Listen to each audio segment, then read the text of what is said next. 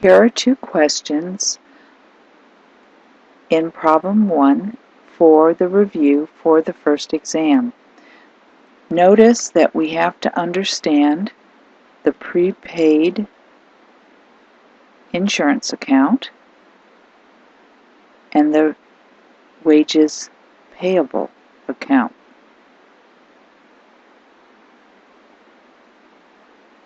Prepaid insurance is a current asset, so it's increased by debits, decreased by credits. Wages payable is a current liability account, so it's just the opposite. Debits decrease and credits increase. Notice that prepaid insurance began the year with a balance of $12,000 and ended the year with a balance of $15,000.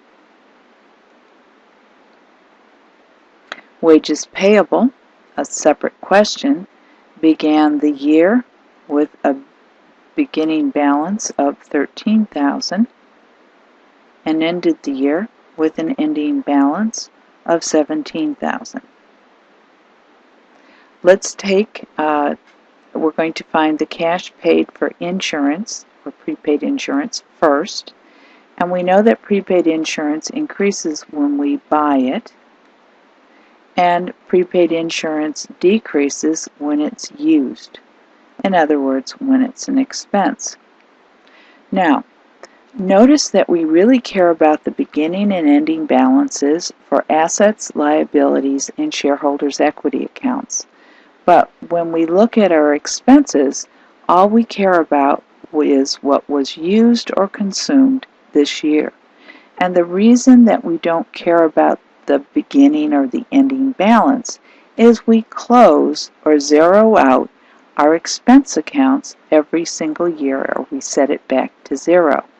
So the balance of insurance expense of $21,000 is how much insurance was used this year.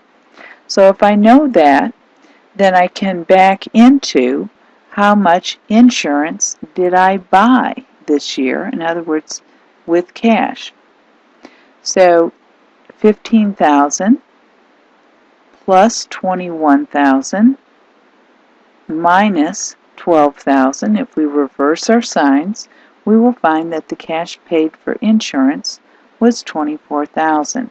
And if you don't believe me, beginning balance of 12 plus 24 is 36. 36 minus 21,000 insurance used gives us that ending balance of 15.